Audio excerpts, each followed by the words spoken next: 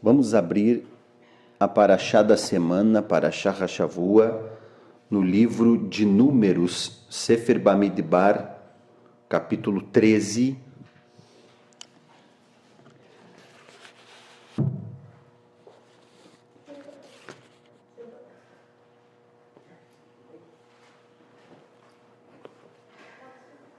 Capítulo 13.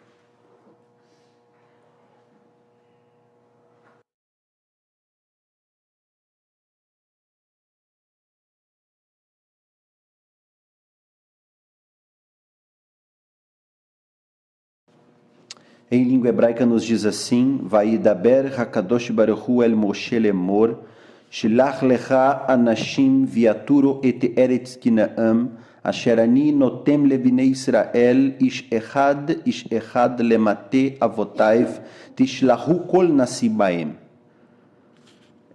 E falou o santo e bendito seja a Moshe, dizendo: envia homens por você mesmo, para explorar a terra de Canaã, a qual eu estou dando aos filhos de Israel. Envie um homem por cada tribo paternal, cada um será um líder entre eles. Até aqui você pode tomar o seu assento, Baruch Hashem.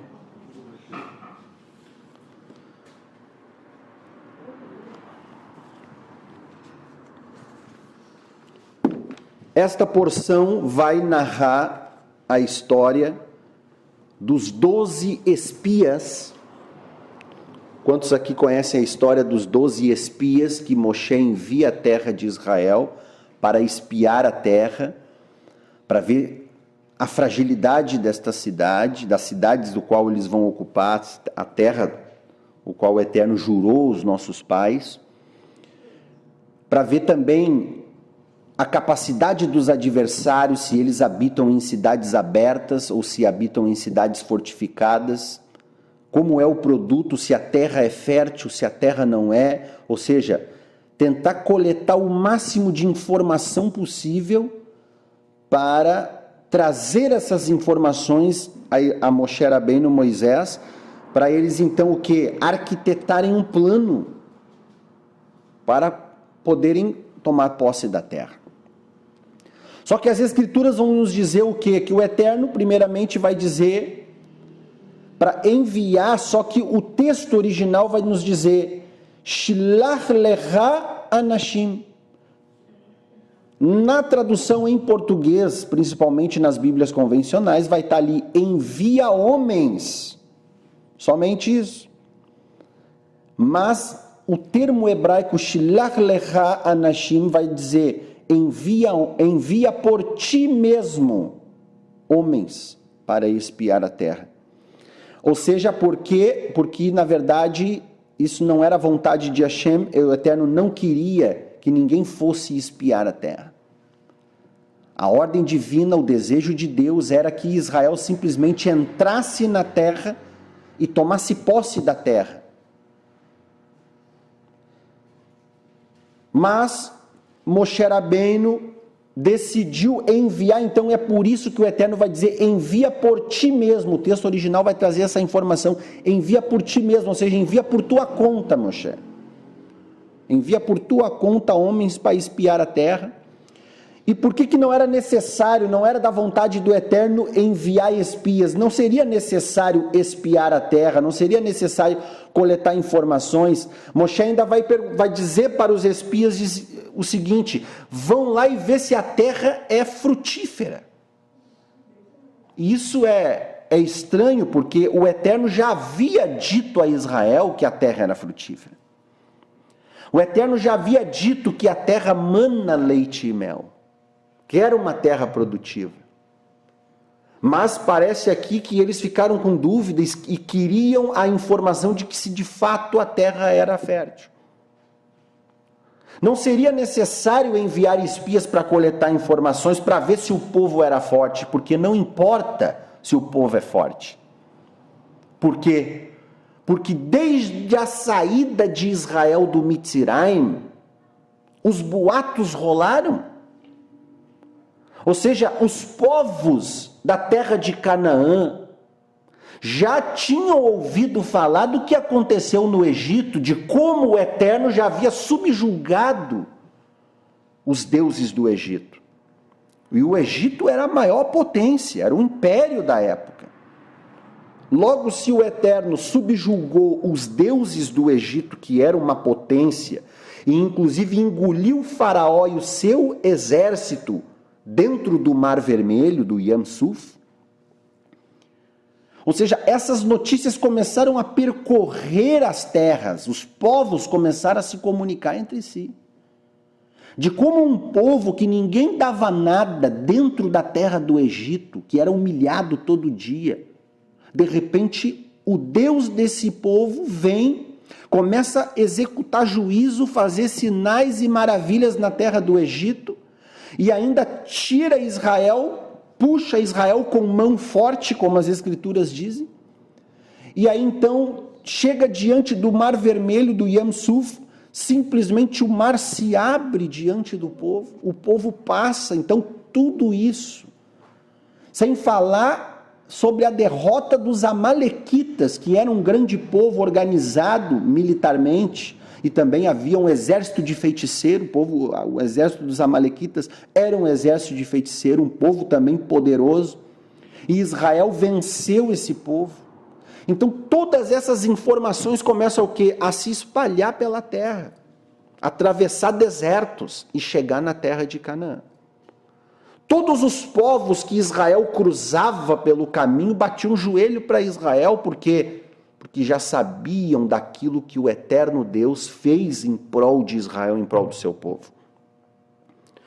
Houve também, não sei se os Ahrim estão lembrados, que vieram homens disfarçados como se fossem peregrinos, como se fossem nômades, com roupas de simples, e chegam para Israel e dizem, nós queremos fazer uma aliança com vocês, porque...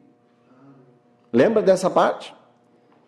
E depois Israel vai descobrir que eles não eram um povo coitadinho, não, que era um povo numeroso, e Israel chegou, olhou assim, mas Israel não pôde pelejar contra aquele povo, porque eles já tinham feito uma aliança com aquele povo, ou seja, e ali se entende, as escrituras nos deixam subentendido que os povos já batiam joelhos para Israel, de maneira que esse povo veio querer fazer uma aliança com Israel, para quê?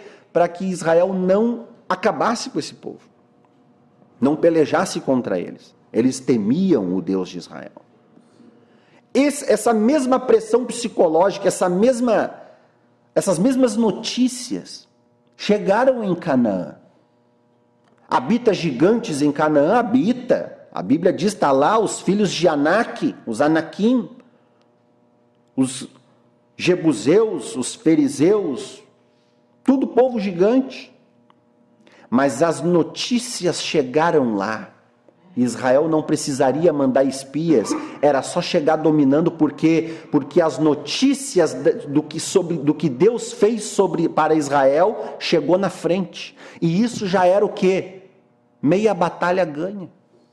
Era só chegar e dominar, não importa, porque se os gigantes eram grandes e confiavam nas suas forças, nos seus músculos, nas suas armas, mas mesmo assim eles sabiam que Israel, apesar de ser um povo pequeno em estatura, tinha um grande gigante ao seu lado, que era o Deus de Israel. Ou seja, era só chegar e dominar, mas eles tiveram a ideia de querer mandar espias. E a primeira coisa que eu aprendo aqui nessa palavra é que não importa os gigantes que estão diante de nós. As notícias do que Deus faz na nossa vida, os testemunhos do que Deus fez, do que Deus faz, e o que Hashem já fez nas nossas vidas, acredite, elas vão a lugares tão longe que a gente nem imagina. Isso chega no ouvido do nosso adversário e faz o nosso adversário bater joelho para nós. A grande ideia de Davi Hamelech, o rei Davi, quando entendeu que queria ser um guerreiro, e Davi via os guerreiros dos seus dias, pelejarem, e cada guerreiro tinha um símbolo. Lembra que tinha o escudeiro do guerreiro que ia na frente? Cada guerreiro tinha no escudo um símbolo. E Davi, quando se descobriu um grande guerreiro, especialista em matar gigante, ele pensou um dia: eu tenho que inventar um símbolo para mim também, para que quando eu sair à batalha, as pessoas vão olhar para esse símbolo e vão me respeitar. Então Davi, segundo a tradição judaica, Davi busca o Eterno e pede para Deus um símbolo, e o Eterno revela uma estrela para ele, que é a estrela que nós temos hoje na bandeira de Israel, que é um triângulo para cima e um triângulo para baixo. Existem vários significados sobre essa estrela. Alguns dizem que essa estrela é Mashiach, né? Até a profecia de Balaão vai dizer o quê? De Jacó procederá uma estrela, de Yaakov, né? Ou seja, alguns dizem que essa estrela é Mashiach, outros dizem que essa estrela também tem um significado de que o triângulo que aponta para cima, a sua base maior, significa um grande povo na terra para um único Deus no céu. Já o triângulo virado de ponta cabeça, que é um grande Deus no céu para um único povo na terra. Davi bota aquela estrela no escudo do seu escudeiro. O escudeiro sai na frente. E quando os gigantes olhavam, porque o escudo é que vai na frente, o escudeiro vai na frente, diante do guerreiro. E quando os soldados olhavam, quando os guerreiros adversários de Davi olhavam o escudeiro de Davi vindo na frente com aquele símbolo, eles já batiam joelho para Davi. Sem Davi ter se aproximado dele, ele já batia joelho, porque aquele símbolo que Davi escolheu entrava no psicológico do adversário. Porque aquela estrela representa quem? O Eterno. O Mashiach. Ou seja, quando os guerreiros observavam aquela estrela, eles já lembravam o quê? O Deus de Davi. E quando eles lembravam do Deus de Davi, eles lembravam dos feitos que Deus fez a Davi, de como Davi nunca perdeu uma batalha. E aquilo ali entrava na mente do adversário e já era meia batalha ganha. Podia ser o gigante que fosse. Ou seja, por isso que nós vamos ver no Terrilim, nos Salmos, Davi Hamelech sempre dizendo: o Senhor é o meu escudo. Porque no escudo de Davi havia o símbolo do Eterno que já ia na frente. Ou seja, o próprio Davi vai dizer também: tenho posto constantemente o Eterno diante de mim. Ou seja, é ele quem vai na frente, o Eterno vai na frente. E quando ele vai na frente, o nosso adversário bate joelho. Por quê? Porque quando eles vê o Eterno indo diante de nós, isso já entra no psicológico do adversário. A mesma coisa aconteceu com o povo na terra. As notícias chegaram na frente de como o Eterno pelejou pelo seu povo. Então não importa os gigantes que nos afrontam, que se levantam. As notícias, o testemunho daquilo que Deus faz nas nossas vidas, as experiências espirituais, chegam na frente e faz o inimigo recuar. Faz o inimigo se enfraquecer, vacilar os joelhos. Baruch Hashem. Os 12 espias entram na terra, ficam lá, rodeiam a cidade, a terra, né? Depois de 40 dias eles voltam, carregando um cacho de uva. E os Haverim sabem que eles têm que botar uma vara, né? Para poder levantar o cacho de uva e trazer. E quando eles trazem, o que eles fazem? Eles jogam ali, né? Para Moshe Rabbeinu, Moisés. Olha o tamanho do cacho de uva. Gigante. À primeira vista, as pessoas olharam e diziam que olha que bênção, realmente a terra é frutífera. Olha o tamanho desse cacho de uva. Mas quando os espias começaram, porque veja bem, os espias não trouxeram o cacho de uva para mostrar para Moisés o quão frutífera era a terra. Isso foi o que o povo viu à primeira vista. Os espias trouxeram aquele cacho de uva para mostrar para o povo o tamanho dos gigantes que moravam na terra. Porque se tem cacho de uva gigante, é porque tem gigante também na terra.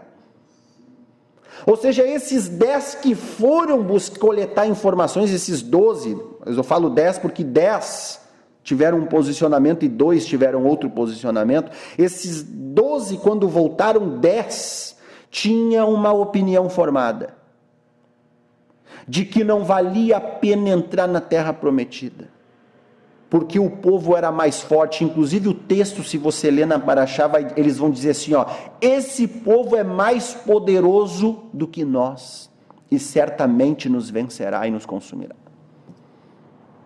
Ou seja, eles vieram com o quê? Uma lashon hará, um pensamento negativo em relação à promessa do Eterno. E esse foi o erro dos 10 espias. Ou seja, porque quando eles trazem um relato negativo, o que acontece? O povo na hora esmurece, gritam e tentam até mesmo apedrejar Moisés, porque quando os espias trazem essa notícia, a primeira coisa que o povo pensou foi na capacidade de liderança de Moshe Rabbeinu. E se levantaram contra Moisés, e o texto vai dizer que eles pegaram em pedras para matar Moisés. E Moisés caiu sobre a sua face, buscou a face do Eterno, e a Bíblia vai dizer o quê? A Torá vai dizer que a glória de Hashem se acende dentro do Mishkan, do tabernáculo.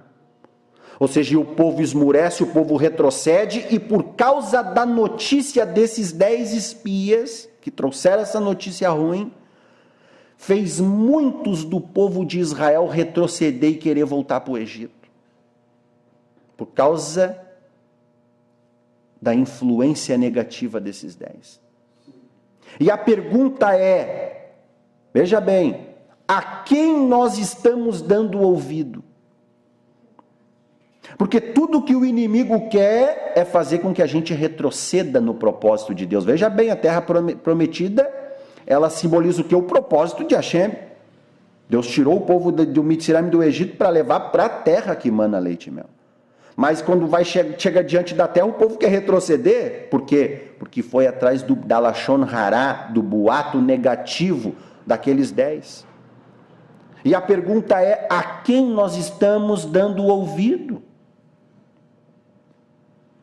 Ou seja, a influência negativa daqueles 10 fez o povo retroceder, e da mesma forma o inimigo usa pessoas para falar coisas, para tentar fazer o quê? Que a gente vem esmorecer na fé.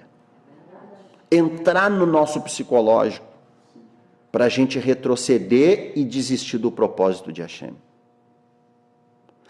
As influências, lembra do que a palavra de Hashem fala em Mishlei? Em Provérbios, as más conversações corrompem os bons costumes. Se a gente dá ouvido, até mesmo um Terrilim primeiro vai dizer, bem-aventurado aquele que não se assenta na roda dos escarnecedores, mas que também o quê? Não anda segundo o conselho dos ímpios. Homem e mulher de Deus tem que ter um foco. É o propósito do Eterno. Não pode dar qualquer voz que tentar te impedir de chegar no propósito, não é a voz do Eterno, e nós não devemos dar ouvido a essa voz. Só que, lembra de o rei Salomão? A Bíblia vai nos dizer em 1 Reis 11:4, que Salomão, Melech Shalomo, na sua velhice, as suas mulheres induziram ele à idolatria. Ou seja, as mulheres, Salomão tinha muitas mulheres, e na velhice já ele deixou ser o quê? Influenciado por suas mulheres para se desviar do caminho do Eterno e adorar a outros deuses, a Moloque, a Astarote. Salomão, um homem sábio, mas porque deu ouvido a vozes de pessoas. Então a pergunta é, a quem nós estamos dando ouvido? Também tem o caso de Acabe, o famoso rei Acabe.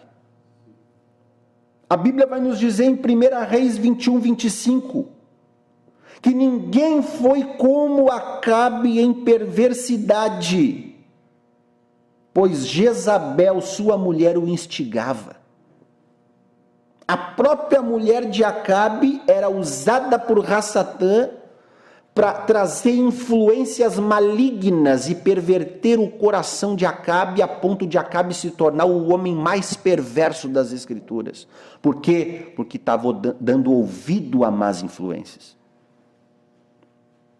A quem nós estamos dando ouvido? Porque muitas vezes o inimigo sim usa pessoas para tentar nos retroceder. E pessoas próximas de nós.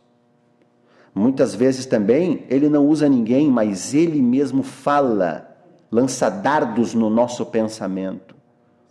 Vozes dizendo para nós recuar, para nós desistir, que não vai dar certo, que o gigante vai nos consumir. A quem nós estamos dando voz? A Bíblia vai dizer que o apóstolo Paulo, Rabi Shaul, pregando ao cônsul, Maasei Shiliachim 13:10, Atos dos Apóstolos, capítulo 13, verso 10. O apóstolo Paulo Rabi Shaul, ele prega o evangelho, a Bessorá de Yeshua para o procônsul. Mas havia um homem ali que convivia com esse procônsul, e ele vivia o quê? Quando Paulo pregava, Paulo saía, este homem desfazia as palavras de Rabi Shaul com o procônsul, dizia, não, mas não é bem assim que ele está pregando. Distorcia aquilo que Shaul pregava. E Shaul voltava de novo, outra oportunidade, e falava das coisas de Hashem. O procônsul se enchia de fé, mas quando Shaul ia embora, este homem vinha e influenciava o procônsul. Não, mas não é bem assim, e aí o procônsul perdia a sua fé de novo. Um dia Rabi Shaul, na sua presença, viu este homem do lado do procônsul, e conhecendo, porque Hashem havia mostrado para Shaul, e ele diz, até quando perverterás os retos caminhos de Hashem? Falou para este homem que desmerecia, influenciava o procônsul a não acreditar nas palavras de Paulo. Rabi Shaul vai dizer, até quando perverterás? Ele chama de filho de Ra-Satã. Até quando perverterás o caminho de Hashem? Saiba que a mão do Senhor está contra ti, e por causa disso ficarás cego por algum tempo. E naquele mesmo momento o homem ficou cego. Mas veja como a influência, ela é forte, a ponto de que o homem fazer esse procônsul retroceder na fé, a ponto das mulheres de Salomão influenciar o homem que diga-se de passagem, foi o mais sábio que existiu. A idolatria, tudo por causa de Lashon Hará. Lashon Hará não é somente fofoca, não é somente falar de um irmão. Lashon Hará significa língua influenciada pelo mal. Quando alguém abre a sua boca com uma língua influenciada pelo mal, isso também é Lashon Hará. E no caso desses 10 espias aqui, eles cometeram Lashon Hará contra a terra prometida. Na paraxá passada nós estudamos de como Miriam, irmã de Moshe, foi acometida por um tsarat por causa de Lashon Hará. O povo não progrediu enquanto ela não curou dessa tsarat. Ela então retorna ao povo, e o povo segue caminhada, e aí então vão chegar nesse episódio aqui, e esses espias voltam trazendo uma Lashon Hará da terra prometida, ou seja, por que a Torá termina uma paraxá falando da Lashon Hará de Miriam, e começa outra porção falando da Lashon Hará do povo? O que Hashem está querendo nos mostrar? Que mesmo eles vendo o que aconteceu com Miriam por causa da Lashon Hará, eles não aprenderam a lição. E eles fizeram pior. Eles não fizeram Lashon Hará de um servo de Hashem, mas eles fizeram Lashon Hará do propósito do Eterno, da herança que o Eterno tem. Ou seja, eles estavam o quê? Como aquele homem que influenciava o procônsul. E Paulo, Rabi Shaul vai dizer o quê? Até quando perverterás o caminho do Senhor? Assim estavam os 10 também, pervertendo o caminho do Senhor, sendo usados pelo inimigo para que o povo desistisse das promessas de Deus. Muitos, retrocederam para o Egito. Sabe o que o Eterno falou? Essa geração inteira está condenada a caírem no deserto. Não entrarão na minha promessa. Porque aquele que duvida não alcança a promessa. Yaakov Hatzadik, Tiago vai dizer o quê? Que aquele que duvida não alcança. Não receberá coisa alguma de Hashem. A dúvida é o contrário da fé. E na nossa caminhada em direção ao propósito, o inimigo vai botar dúvidas em nosso coração. E quando eu falo de propósito de Hashem, isso pode se enquadrar muita coisa. Pode se enquadrar família. Pode se enquadrar ministério. Porque família é um propósito de Hashem. E o inimigo vai querer sempre o quê? Fazer a gente retroceder. Criar situações para a gente retroceder. E que nós não podemos ouvir essas vozes. Mas que nós vemos o quê? Se Hashem falou que é por aqui, nós vamos por aqui, não importa o gigante que estamos diante de nós, nós vamos derrubar esse gigante. Por quê? Porque quem peleja por vós é o Eterno. O Eterno vosso Deus Adonai. E eles vêm, trazem essas más notícias.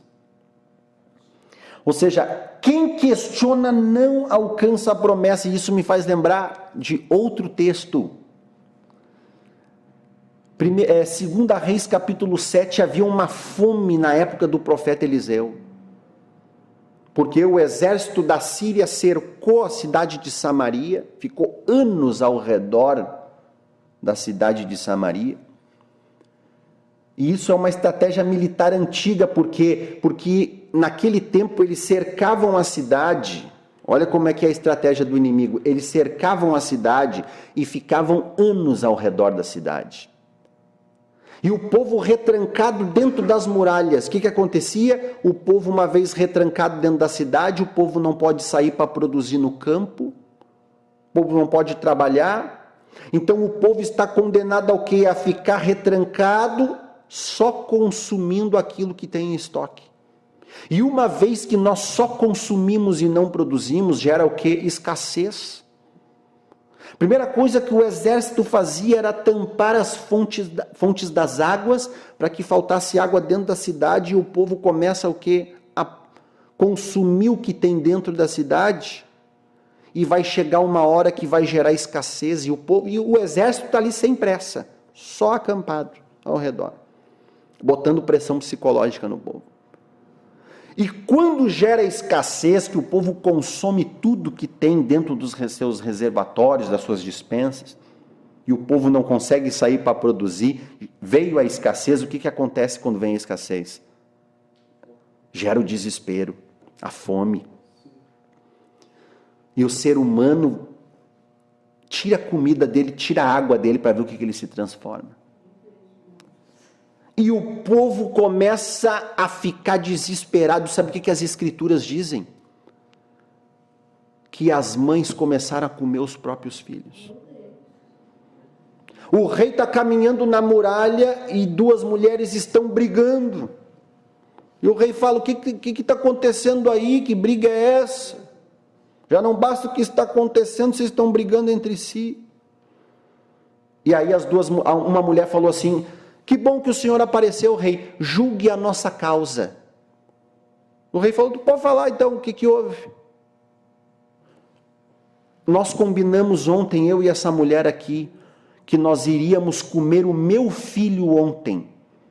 E nós comemos o meu filho, só que o combinado é que hoje nós ia comer o dela, e agora ela está fugindo, não quer botar o filho dela para a gente comer.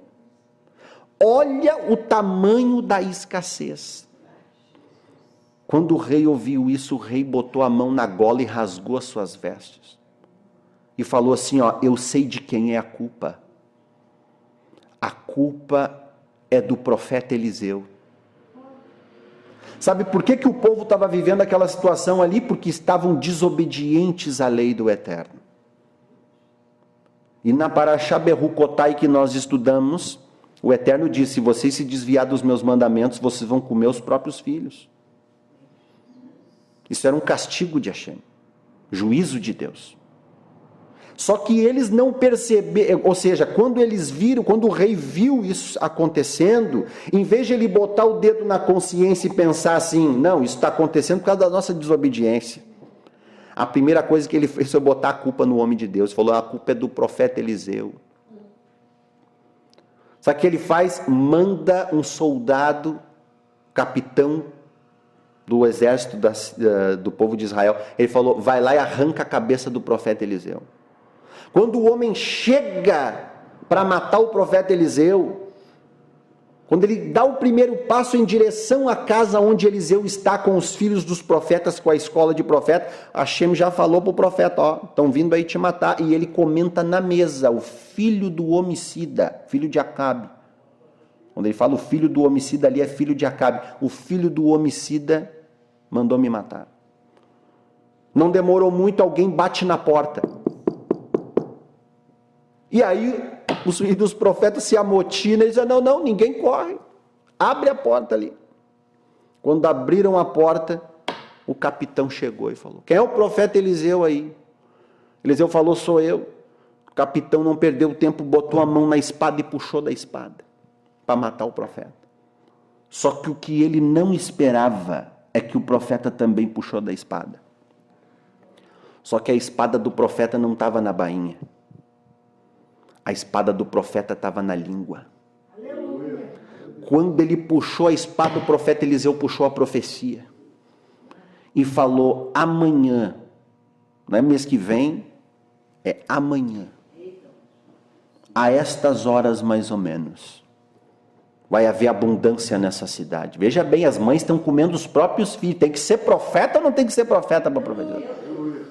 Porque profetizar o óbvio é fácil. Hoje em dia a gente vê aí os profetas que analisam, né, a vida das pessoas, vê que tem ali, a pessoa se separa, fica a marca da aliança no dedo, aí tira a aliança fora, fica a marca da aliança no dedo. Eles olham, ó, tá separado. E vem querer dar profetada, né? Chegar para um filho de um empresário e dizer, não, ó, Deus me mostrou que o irmão vai ser um grande, vai ser próspero. Isso é fácil.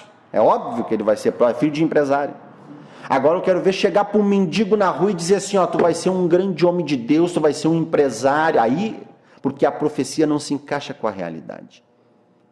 Ou seja, o quadro da cidade de Samaria era o que era fome. As mães comendo os próprios filhos. Eles trocavam a cabeça de jumento dilacerado por prata. A prata, eles davam pratas pela cabeça de jumento dilacerado e por fezes de pombo. E as fezes de pombo eram usadas para fazer o fogo para cozinhar a cabeça de jumento dilacerado. E comendo os próprios filhos. Nessa situação o profeta profetiza o quê? Abundância. Amanhã vai ter prosperidade nessa cidade. Quando ele fala isso, o homem duvidou. Estou falando sobre dúvida. O homem duvidou. E falou assim, ó, ainda que Deus abra janelas no céu, poderia isso acontecer. E aí o profeta falou para ele, então eis que tu verás com os teus olhos, porém disso não comerás. Veja, irmãos, a estratégia do inimigo. O inimigo cerca áreas da nossa vida. A estratégia do inimigo não muda. Ele se acampa ao redor da nossa vida. Ou seja, ministério, se acampa ao redor da família, se acampa ao redor do trabalho.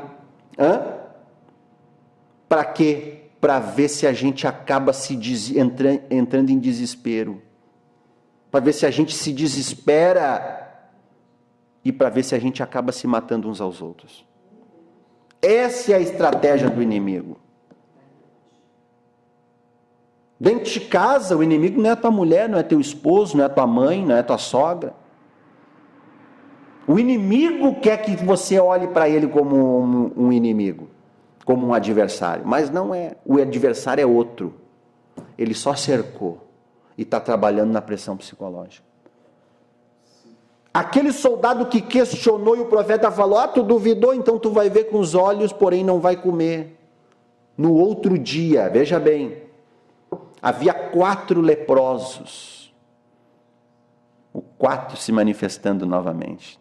4 é uma porta. 4 leprosos estão ali para o lado de fora da muralha, e eles que ficavam ali para o lado de fora da muralha, às portas da cidade de Samaria, porque o povo sempre jogava migalhas para eles comer, só que agora eles estão comendo os próprios filhos, não tem mais migalha para comer. O que eles fazem? Estão ali e não está vindo mais nada, não está vindo mais migalha, e aí um diz para o outro assim, já sei, tive uma ideia. Que ideia é? Vamos pedir ajuda para o exército inimigo. Eles devem ter comida. Alguém falou assim, mas o exército inimigo vai nos matar. E aí, então, outro falou assim, mas se a gente ficar aqui nós vamos morrer igual, pelo menos a gente tenta e vai que de repente eles nos ajudam. Ele falou, então tá, vamos caminhar, vamos lá no exército inimigo. Quando eles começaram a caminhar em direção ao exército inimigo, as escrituras vão nos dizer que lá no acampamento do inimigo, o Eterno multiplicou os passos daqueles 4 homens que caminhavam em direção ao exército inimigo. Hashem multiplicou os passos daqueles 4 homens, e lá no exército inimigo o chão começou a tremer, e eles ouviam como se fosse uma multidão de um exército se aproximando em direção a eles. E eles pensaram que Israel alugou o exército dos egípcios, e eles vieram trazer reforço, e aí entrou no psicológico do adversário, e o adversário deu em retirada. Quando aqueles 4 leprosos chegaram na aldeia, no acampamento do exército inimigo, estava tudo lá, até os cavalos estavam lá, a comida, a costela estava na brasa, as tendas montadas, todos eles saíram correndo, desesperadamente. Aqueles 4 leprosos começaram a botar ouro no pescoço, leproso, ouro no pescoço, comeram, pode escolher a tenda para morar, muita riqueza, muita comida, muita riqueza e muita comida. Isso que eles falaram é muita bênção para nós, vamos levar para a cidade, o povo está precisando. Olha a profecia do profeta se cumprindo. Pegaram, botaram as riquezas, comida, tudo em cima dos cavalos, puxaram os cavalos, tudo amarrado um no outro, chegaram na cidade. Quando eles chegaram nas portas da cidade, o povo está amotinado, imagina o desespero de fome. Porque a bênção chegou exatamente na hora que o profeta profetizou. E o profeta está sentado, olhando tudo. Adivinha quem foi o primeiro a querer botar a mão na... O capitão que duvidou. As portas estão fechadas, o povo está amotinado, quase derrubando a porta para comer, desesperado de fome. O capitão chega lá, botando ordem no negócio, e ele vai abrir a porta, achando que vai botar as mãos na bênção de Hashem, mas ele duvidou, e quem duvida não alcança a promessa. Quando ele abriu a porta, a Bíblia nos diz que quando ele abre a porta, achando que vai ser o primeiro a botar a mão na comida, quando ele abriu a porta, ele viu a bênção. Quando ele pensou em pegar, o povo atropelou, ele pisoteou e ele morreu. Ou seja, se cumpriu a profecia do profeta: eis que tu verás com os teus olhos, mas disso não comerás. Porque quem duvida, ele só enxerga a bênção e vê os outros ser abençoados, mas ele não alcança a promessa. Quem duvida não alcança, e o povo no deserto estava assim. Duvidaram, retrocederam, sabe o que o Eterno falou? Não vão alcançar a promessa, estão condenados a cair no deserto. Quem é que vai entrar na promessa? Daqueles que saíram do Egito, menores de 20 anos, quem saiu do Egito, esses herdaram. Caleb e Josué são os únicos que herdaram a terra prometida, dos maiores de 20 anos para cima. E aqueles que nasceram durante o deserto, esses também herdaram. Mas de 20 anos para cima, de quem saiu da terra do Mitzrayim, do Egito, só Josué e Caleb, aquela geração inteira caiu no deserto. Olha, tudo porque más influências, vozes que tentam o quê? Impedir o propósito de Hashem. Só que desses 12, 10 trouxe más notícias, 2 trouxeram boas notícias, que foi Yehoshua e Kelev, Josué e Caleb. Quando eles viram que isso estava o quê? Desanimando o coração do povo, eles pediram para o povo se calar e eles falaram o quê? Deus nos deu essa terra e nós vamos vencer. Começaram o quê? Trazer boas notícias sobre a terra. Porque daquelas pessoas que nos cercam, se prepare, a maioria vai ser negativo. É você contar um propósito, é você contar um objetivo. A maioria vai dizer assim, acho que não vai dar certo. A minoria vai dizer assim, vai que Deus está contigo. Já é teu, conquista aquilo que Deus te deu. É ou não é? Mas por que Josué e Caleb tiveram esse posicionamento diferente? E Yehoshua e Caleb tiveram esse posicionamento exemplar, que é o que nós devemos ter, que é a voz que nós devemos ouvir. Por que eles, entre os 12, tiveram esse pensamento, essa posição exemplar? Primeiro, Hashem não mandou eles enviarem espias, mas já que Moshe queria, Hashem falou, envia por ti mesmo. E nessa frase, Shilech lecha anashim, envia por ti mesmo homens, na língua hebraica, Shilech lecha anashim, nós encontramos um código aí do 4º nível do Pardês que nós estudamos, que é o Sod. Nós encontramos um código, porque se você pegar as últimas letras da frase Shilach lecha anashim, nós vamos ter um Het, um Raf e um Mem, que forma a palavra Chacham, sábio. Chacham. Ou seja, codificado na ordem, quando Hashem fala assim, envia por ti mesmo homens, Hashem deixou codificado ali no 4º nível, que é, mas envia homens sábios, porque se enviar homens que não são sábios vai dar problema. Moshe Rabbeinu viu, porque quem é que é esses 12? São os líderes, os cabeças das tribos. Moshe Rabbeinu viu que não havia sábio entre o povo.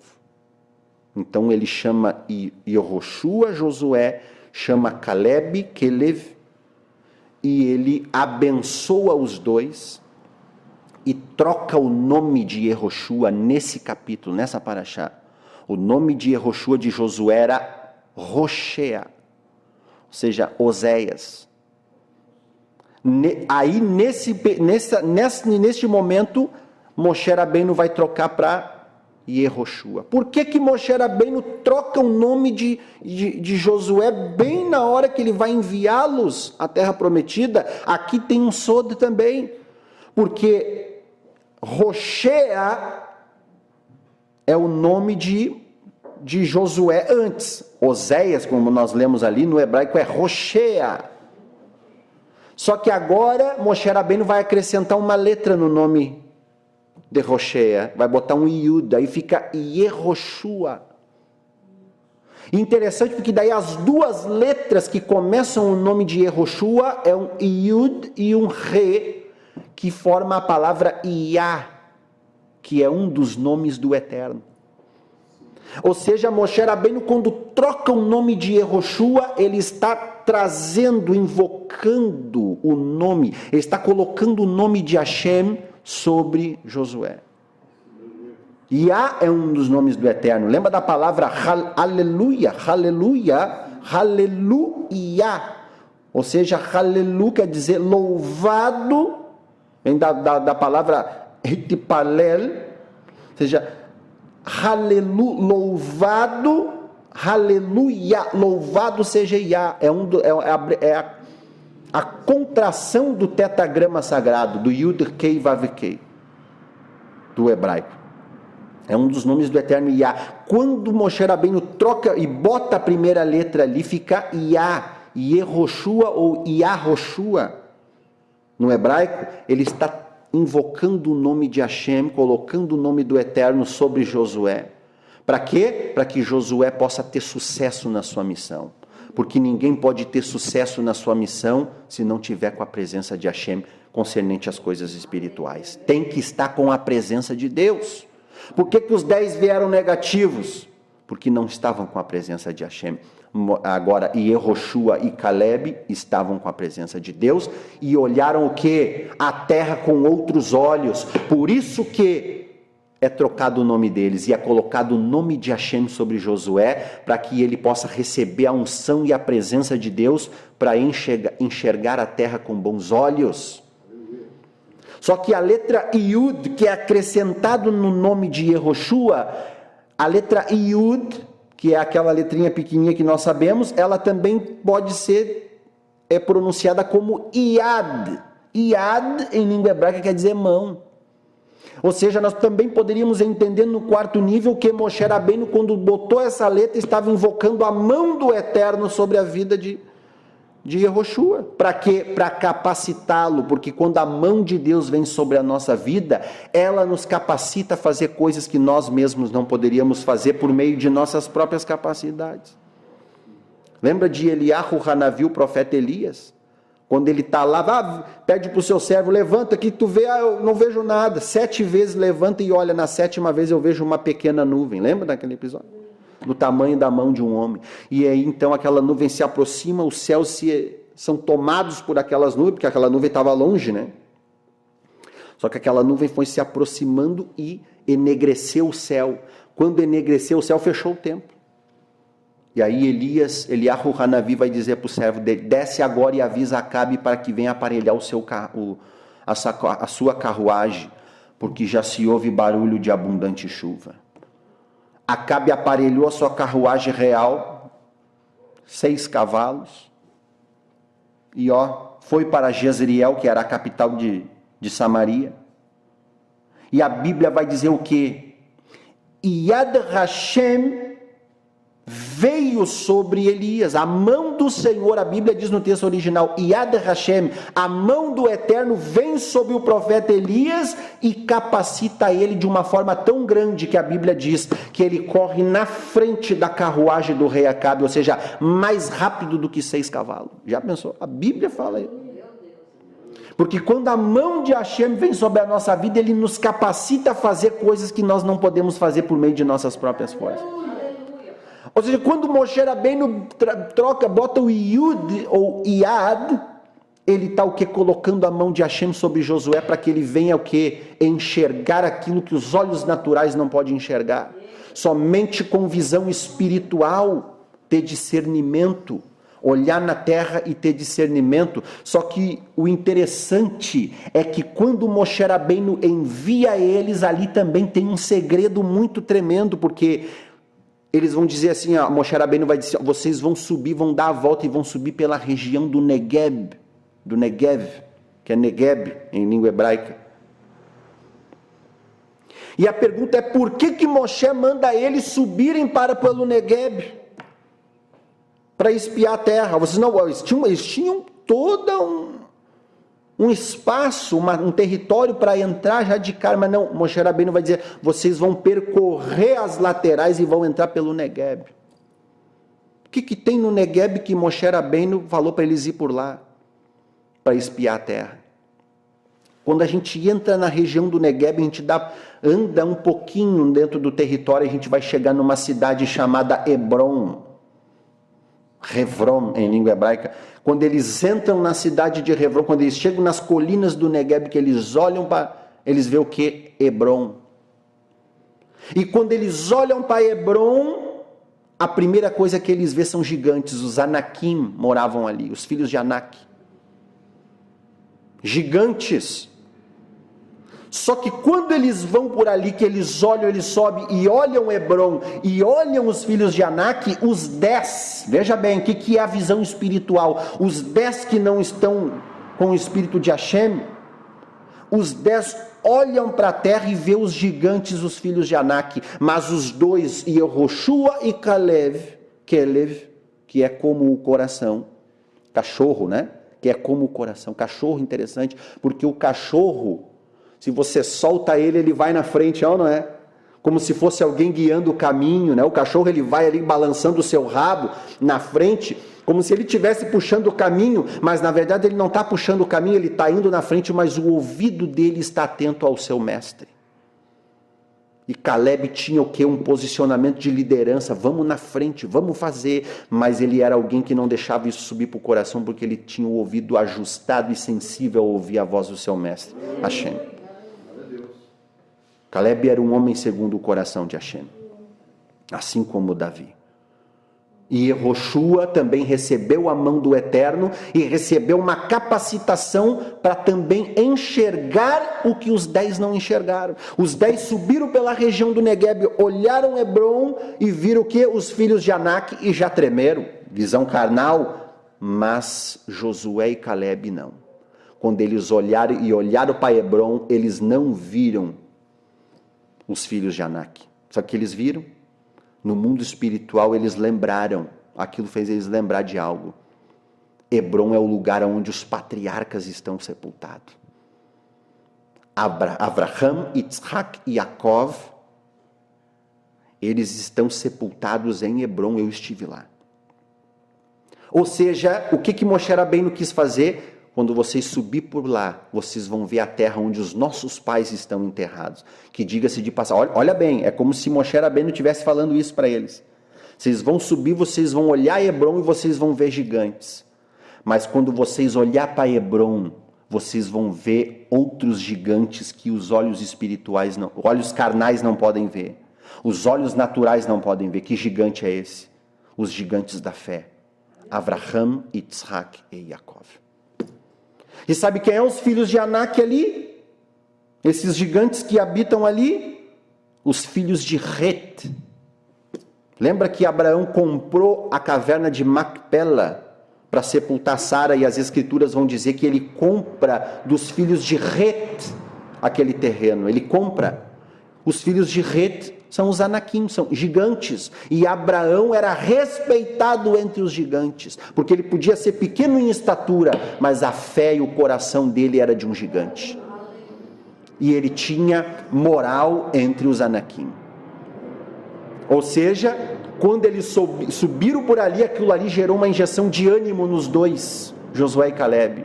E eles pensaram que Hashem é tremendo, porque aquilo ali, eles tinham um argumento para chegar na terra e dizer, isso aqui é nossa herança, vocês sabem que o nosso pai Abraão comprou dos filhos de Het, comprou de vocês, pagou um preço. Ou seja, eles tinham um argumento para entrar por ali, mas o intento de Moshe Rabbeinu era fazer eles enxergar o quê? O mundo espiritual e ver os gigantes da fé, porque Abraham é o pai da fé. Desde então a gente entende o quê? Que nós não andamos por aquilo que os olhos naturais enxergam e por aquilo que o coração sente, porque é enganoso. Nós andamos pela emuná, pela fé. Rabi Shaul vai falar sobre isso. Não vivemos, não andamos por vista, andamos pela emuná, pela fé. Não devemos andar segundo aquilo que os nossos olhos enxergam e o nosso coração sente. O coração é enganoso e ele vai nos trair. As escrituras diz lá em Yirmiyahu, desesperadamente corrupto é o coração, ele é enganoso e desesperadamente corrupto. E que nós possamos o quê? Atrair a mão de Hashem, como Moshe Rabbeinu colocou sobre Yehoshua, para nos capacitar a ter sucesso, bom êxito no propósito do Eterno.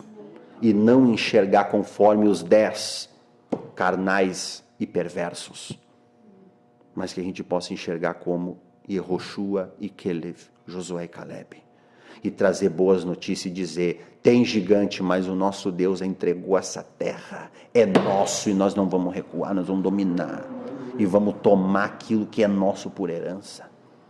Baruch Hashem.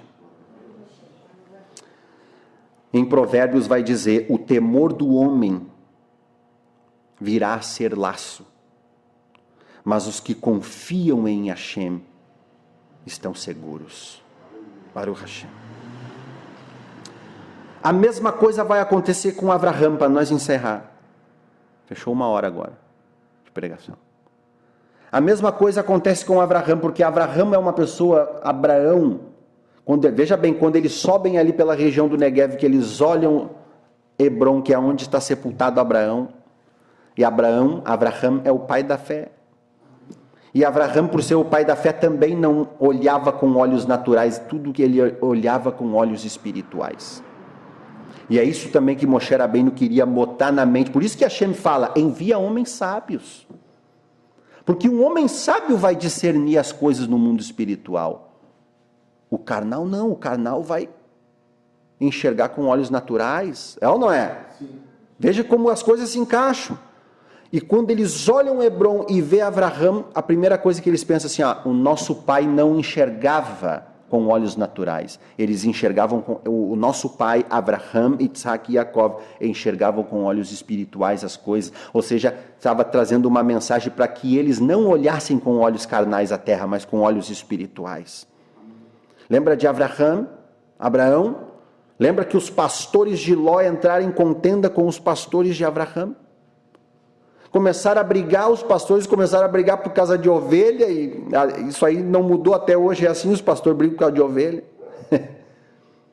Mas Abraham chega para Ló e fala o seguinte, assim, vamos acabar então com isso aqui. E tudo, olha só, Abraham, olha o que é Abraham, visão espiritual de Abraão. Falou para Ló o seguinte, se tu escolher, vamos se apartar, se você escolher, disser, eu vou para a esquerda, Abraham disse, eu vou para a direita. Se você disser, eu vou para a direita, Abraham falou, eu vou para a esquerda. Você que decide, Ló. Ló representa aqueles que têm a visão carnal, natural. Porque Ló olhou para a esquerda e viu o deserto. Aí Ló olhou para a direita e viu a campina do Jordão. Água cristalina, fruta no pé. O que Ló pensou? Eu vou para a direita, eu vou para o Jordão. Olhos carnais. E aí as escrituras dizem o quê? Que Ló foi para a campina do Jordão e Abraham foi para o deserto. Sabe o que aconteceu? Ló quebrou na campina e Abraham prosperou no deserto. Porque quem tem olhos espirituais não olha as coisas com olhos naturais. Sempre discerne no mundo espiritual. Porque aquele que carrega a bênção de Hashem, aquele que tem visão espiritual, prospera onde estiver. Pode ser no deserto. Baruch Hashem. Amém, queridos Haverim? Vamos nos colocar de pé.